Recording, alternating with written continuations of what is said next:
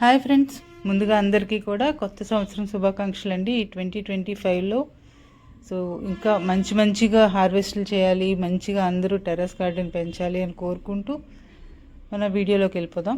ఇవాళైతే మంచి హార్వెస్ట్లు ఉన్నాయన్నమాట. అండ్ ఇక్కడ చూసారా, పాలినేషన్స్ ఇలాగే జరుగుతూ ఉంటాయి. మన గార్డెన్లో అయితే మంచిగా పాలినేట్ అయ్యి ఈ ఇయర్ అయితే మంచి చిక్కుళ్ళు వచ్చినాయి ఈవేళ హార్వెస్ట్లో. అండ్ ఈ హార్వెస్ట్ వచ్చేసి ఇయర్కి ఇదే లాస్ట్ హార్వెస్ట్ అనమాట మన టెర్రస్ గార్డెన్లో. సో ఏమేం కోసేమో నిజంగా సాటిస్ఫైయింగ్గా ఉందా లేదా అనేది వీడియోలోకి వెళ్ళి చూద్దాం. నమస్తే, నేను కమల, వెల్కమ్ టు మా బృందావనం. సో ఫస్ట్ ఆకుకూరలతో స్టార్ట్ చేశానండి. సో ఫస్ట్ పాలకూర అండ్ అలాగే చుక్కకూర అనమాట. ఇవి సెకండ్ ఫ్లోర్లో ఉన్నాయి. సో ఫస్ట్ ఈ ఆకుకూరలు హార్వెస్ట్ చేసిన తర్వాత మిగిలిన కూరగాయలకు వద్దాం కదా అని ఇవి స్టార్ట్ చేశాను. ఇవేవి కూరగాయలు లేనప్పుడు ఆకుకూరలతో సర్వైవ్ అయిపోతాం అనమాట. మిగిలిన కూరగాయలు ఉంటే ముందే హార్వెస్ట్ చేసేస్తాను, ఇవి ధీమాగా తింటూ ఉంటాం అలాగనమాట. అండ్ ఆకుకూరలు ఇంట్లో ఉంటే చక్కగా మనకి త్వరగా ఈల్డ్ వస్తాయి కదా. సో మంచిగా మనం హార్వెస్ట్ చేసుకుంటాము, సాటిస్ఫాక్షన్ ఉంటుంది ఇంట్లో కూరగాయలు పెంచుకున్నందుకు. ఎందుకంటే డైరెక్ట్గా ఆకుకూరల మీద ఏమైనా పెస్టిసైడ్ కొట్టితే డైరెక్ట్గా లీఫే తింటాం కాబట్టి మన మీద చాలా ఎఫెక్ట్ చూపిస్తుంది. సో కంపల్సరీ మన వల్ల అయితే కంపల్సరీ ఆకుకూరలు ఇంట్లో పెంచుకుంటే చాలా మంచిది. అండ్ వీటికి పెద్దగా పెస్ట్ అటాక్ అది ఏమీ ఉండవండి, చాలా ఈజీగా పెరుగుతాయి. అండ్ తక్కువ టైం పీరియడ్లో మనకి పంట కూడా చేతికి వచ్చేస్తుంది అనమాట. సో ట్రై చేస్తారు అందరూ అన్న ఉద్దేశంతో చెప్తున్నాను. సో మిగిలిన కూరగాయలు ట్రై చేసినా చేయకపోయినా ఆకుకూరలు మాత్రం పెంచుకోండి. కనీసం చిన్నపిల్లలు ఉన్నవాళ్ళు జాగ్రత్తగా ఇంట్లో పెంచుకొని వాళ్ళకి పెట్టగలిగితే మీ పిల్లల్ని హెల్తీగా కాపాడుకోగలుగుతారు.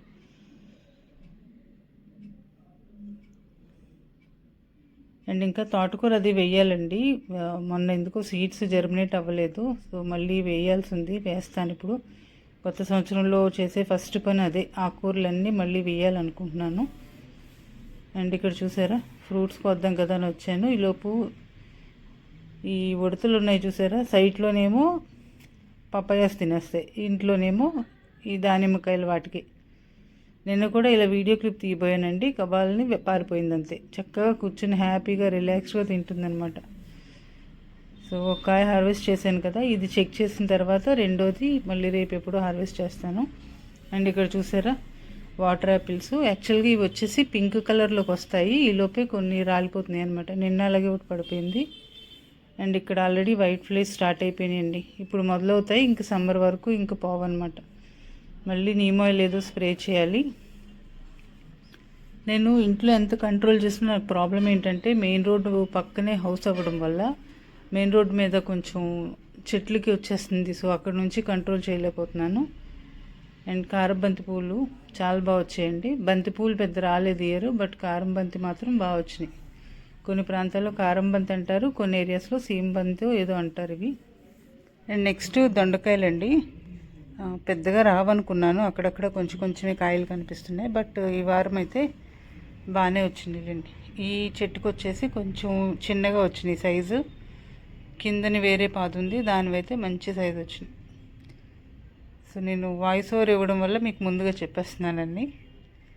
అండ్ చిక్కులు కూడా అలాగే ఫీల్ అయ్యాయి. ఈ వారం కాయలు ఉన్నాయా లేదా అన్నట్టు అక్కడక్కడ కనిపించినాయి అనమాట. జనరల్గా అయితే గుత్తులుగా వస్తాయన్నీ. సో అక్కడక్కడ ఒక్కొక్కటి కనిపించడం వల్ల ఉన్నాయా లేదా అనే డౌట్తో నేను కూడా హార్వెస్ట్ చేశాను. బట్ లాస్ట్కి వచ్చేటప్పటికి మీరే చూస్తారు కదా ఎంత మంచి హార్వెస్ట్ ఇచ్చిందో మన గార్డెన్. ఎక్కువ మొక్కలు ఉండడం వల్ల మంచి హార్వెస్ట్లే వస్తున్నాయి. అండ్ బీరపాదికి చూసారండి, బూడిద తెగులు వచ్చేస్తుంది ఇప్పుడు. వింటర్ సీజన్ వచ్చిందంటే బీర ఆకుల మీద బూడిదలాగా పట్టేస్తుంది అనమాట, వైట్ కలర్లో. సో దీనికి నివారణ వచ్చేసి బూడిద చల్లితే తగ్గుతుందండి. నెక్స్ట్ నారింజకాయలు ఉన్నాయి. సో మొన్న కొన్ని హార్వెస్ట్ చేసాం కదా, అండ్ మిగిలినవి కూడా ఈవేళ హార్వెస్ట్ చేసేస్తున్నాను. చేసేసి మళ్ళీ ప్రూన్ చేయాలి, కాయలు ఉన్నాయి కదా అని అలాగా డిలే చేస్తూ ఉన్నాను.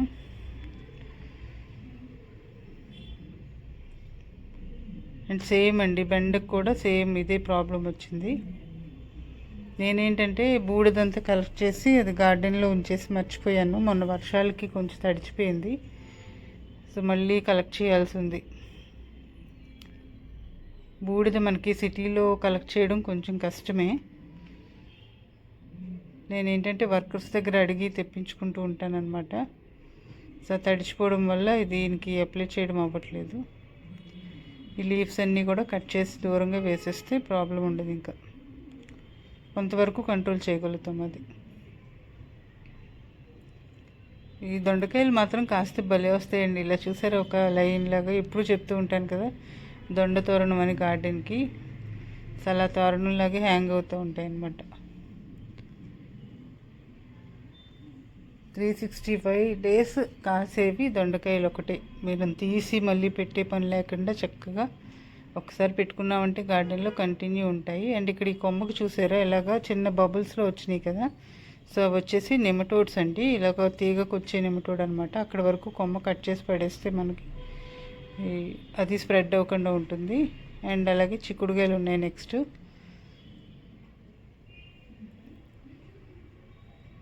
సో ఈ చిక్కుడు పాదు ఇంకా మ్యాక్సిమం అన్నీ తగ్గిపోయినాయి కదా అనుకున్నాను. బట్ మళ్ళీ కొత్త వెరైటీస్ అన్నీ కూడా వస్తున్నాయి అన్నమాట. అండ్ ఇక్కడ చూసినట్లయితే విత్తనాలు కూడా రెడీ అవుతున్నాయండి. సో ఇవి ఇంకా బాగా డ్రై అయిన తర్వాత కలెక్ట్ చేద్దాం కదా అని తీయలేదు. సో ఇంకొంచెం రెడీ అయిన తర్వాత ఒక 4-5 days తర్వాత అయితే ఇవి కలెక్ట్ చేసి ఉంచుతాను. నెక్స్ట్ ఇయర్కి మళ్ళీ మనకి యూజ్ అవుతాయి. ఈ వెరైటీ కూడా నాకు బాగా నచ్చిందన్నమాట చిక్కుడులో. సో ఇది కంపల్సరీ ఈ సీడ్ మళ్ళీ మనమే సేవ్ చేసుకోవాలి. నెక్స్ట్ ఇయర్కి మనతో పాటు ఇంకో 10 మందికి షేర్ చేయగలగాలి.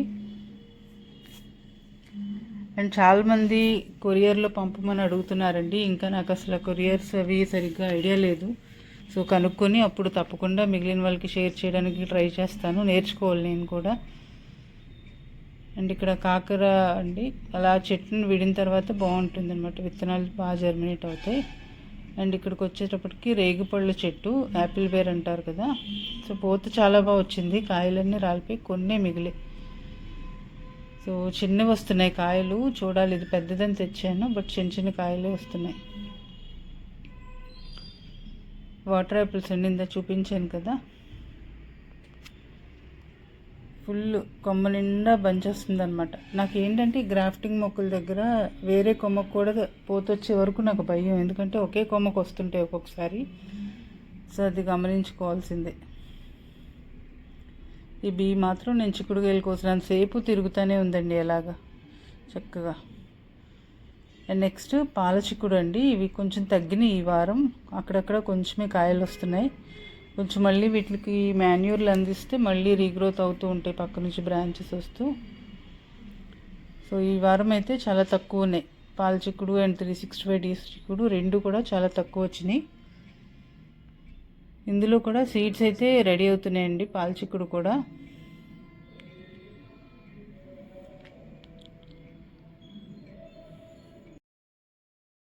ఈ సీడ్స్ కూడా మళ్ళీ నేను నెక్స్ట్ ఇయర్కి దాచుంచుకోవాలనుకుంటున్నాను. అండ్ ఇది కూడా చాలా బాగుంది కదా టేస్ట్, అందుకని. సో ఈ సీడ్స్ కూడా కంపల్సరీ సేవ్ చేసి ఉంచుకోవాలి నెక్స్ట్ ఇయర్కి. ఇంతకు ముందు అయితే అంటే నేను ఒక 10-15 years బిఫోర్ నుంచి కూడా చిక్కుడు అయితే పెంచుతున్నాను. అన్ని కూరగాయలు పెంచినా పెంచకపోయినా. అప్పట్లో ఓన్లీ ఒకే ఒక వెరైటీ దొరికేదండి. ఈ మధ్య అయితే ఇన్ని వెరైటీలు భలే గుత్తులు గుత్తులు కాస్తున్నాయి అనమాట. మంచి మంచి వెరైటీస్ వచ్చినాయి చిక్కుడులో.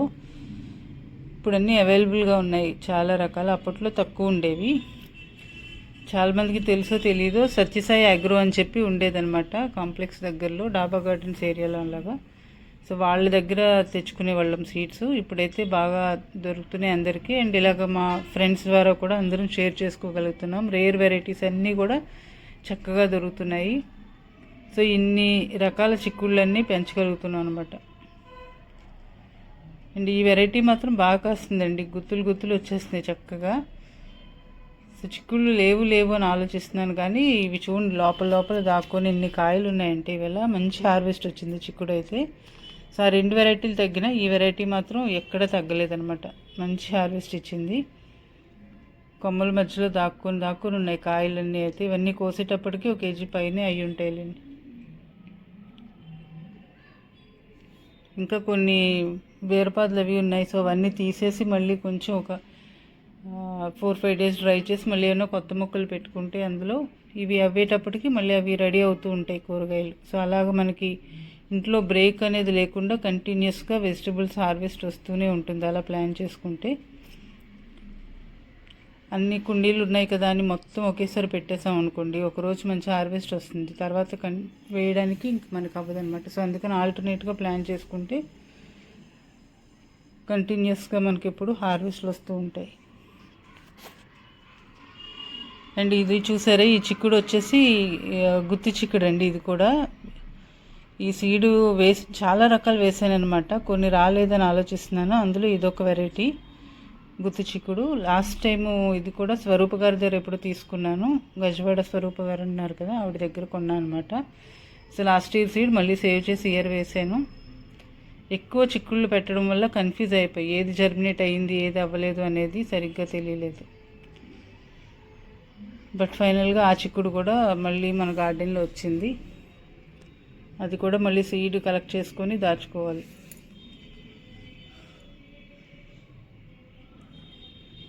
అండ్ టమాటోస్ ఒకటి ఇయర్ కొంచెం లేట్ అయిపోయిందండి పెట్టడం, అవి కొంచెం సరిగ్గా రాలేదు హార్వెస్ట్, దానికే కొంచెం బాధ అనిపించింది, ఏంటి ఇయర్ లేట్ చేసేసానా అని.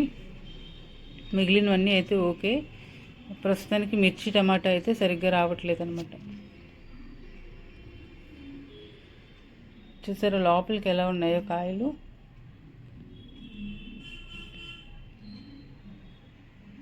అండ్ రెడ్ కలర్ చిక్కుడు అండి, ఇవి కూడా తగ్గినాయి ఈ మధ్య, కొంచెం కొంచెమే ఉన్నాయి. అండ్ ఇందులో కూడా సీడ్స్ కోసం కొన్ని వదిలేసాం కదా లాస్ట్ టైము, సో అవన్నీ కూడా మళ్ళీ సీడ్స్ కలెక్ట్ చేసుకుందాం. ఈ వెరైటీ అయితే ఇయర్ కొత్తగా పండిస్తున్నాం కదా, రెడ్ కలర్లో చిక్కుడు. బట్ కుక్ చేసిన తర్వాత కలర్ అయితే షిఫ్ట్ అయిపోయిందండి, మళ్ళీ గ్రీన్ కర్రీ మాత్రం గ్రీన్ కలర్లోకి వచ్చేసింది వెరైటీగా, మ్యాజికల్గా. చిన్న హీట్ తగలగానే మారిపోయింది అనమాట దాని కలరు. ఏంటో కొత్త కొత్త ఎక్స్పీరియన్స్లు ఇలా గార్డెన్లో మొక్కలు పెంచుతుంటే. అండ్ ఇవన్నీ కూడా సీడ్స్ కోసం ఉంచేసాను.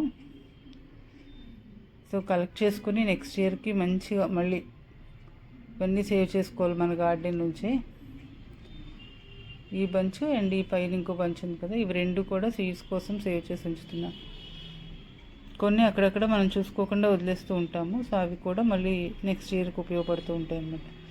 జనరల్గా మరీ బుషిగా పెరిగిన దగ్గర మనం సీడ్ కోసం ఏం సేవ్ చేయక్కర్లేదండి, ఆటోమేటిక్గా ఏదో కార్నర్స్లో కాయలు ఉండిపోతూ ఉంటాయి అన్నమాట. పందిరి వేసిన దానికి ఇలా నిలువు పందిరి మీద ఇవి క్లియర్గా కనిపిస్తున్నాయి కదా, అన్నీ కోసేస్తున్నాం.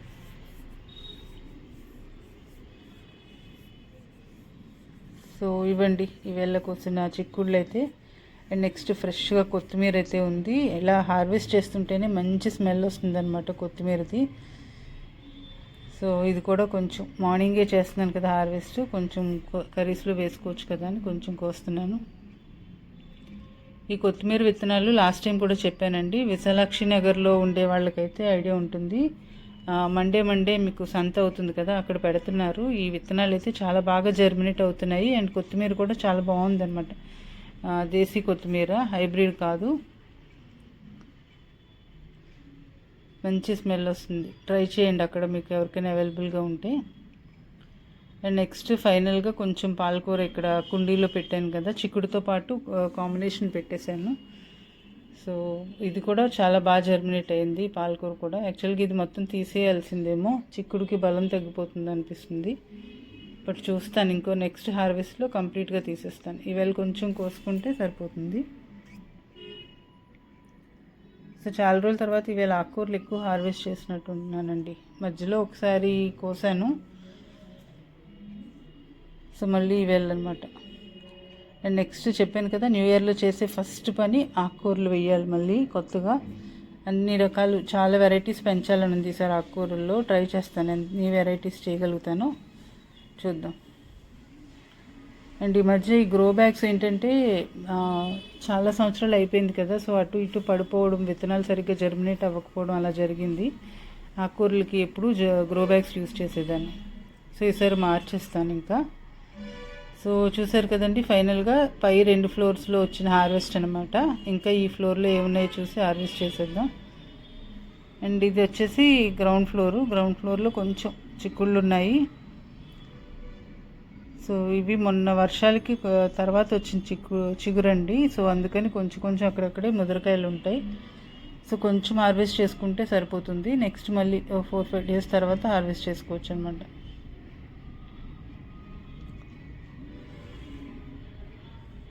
సో ఉన్నాయి కదా అని అన్నీ ఒకేసారి కోసేయాల్సిన పని లేదండి.